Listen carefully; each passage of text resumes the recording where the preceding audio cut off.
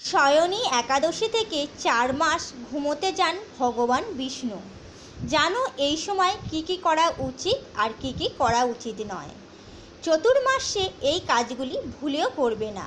হরে কৃষ্ণ, রাধে রাধে বন্ধুরা, দীপিকার পূজাঘর ইউটিউব চ্যানেলে আমার সকল বন্ধুদের স্বাগতম। প্রতি মাসে শুক্ল ও কৃষ্ণপক্ষের তিথিতে একাদশী আসে, আর প্রতিটি একাদশীর কিছু না কিছু গুরুত্ব থাকে। তেমনই সামনে আসছে শয়নী একাদশী। আষাঢ়ের শুক্লপক্ষ একাদশী শয়নী একাদশী নামে পরিচিত। এই বিশেষ দিনটিতে ভগবান ঘুমোতে যান। 4 মাস পর তার ঘুম ভাঙে।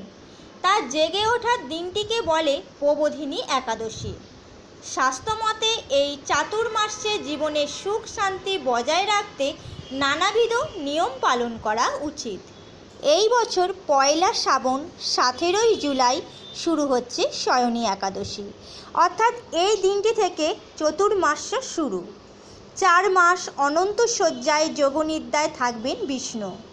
বৈষ্ণব মতে বছরভর একাদশীর দিনগুলিতে যে ব্রত পালনের বিধান আছে সেই চক্রে শুরু হয় শয়নী একাদশী থেকে, তাই একে প্রথমা একাদশীও বলা হয়ে থাকে।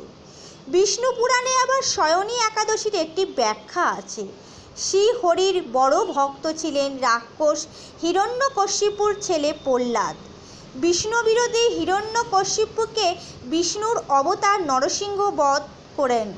প্রহ্লাদের নাতি ছিলেন পাতালের রাজা বলি। তিনিও ছিলেন ধার্মিক এবং একই সঙ্গে দয়ালুও। তিলক জয় করার পর তার অহংকার ভাঙতে নারায়ণ বামন অবতারে আবির্ভূত হন। বলির কাছে 3 পা রাখার মতন জমি চান। বলি তিলক দান করলেও বামনের জন্য সেই জমি কম হয়। বলি তখন নিজের মাথা দান করেন। তাই বলা হয় এই 4 মাস নারায়ণ বলিকে দেওয়ার বর অনুযায়ী তার কাছে বিশ্রাম নিতে চলে যান। এবার জেনে নেওয়া যাক চতুর্মাসে কি কি করা উচিত নয়। এই সময় কোনো শুভ কাজ না করাই ভালো। বিবাহ, উপনয়ন, গৃহপ্রবেশের মতন শুভ কাজগুলি এড়িয়ে চলাই ভালো।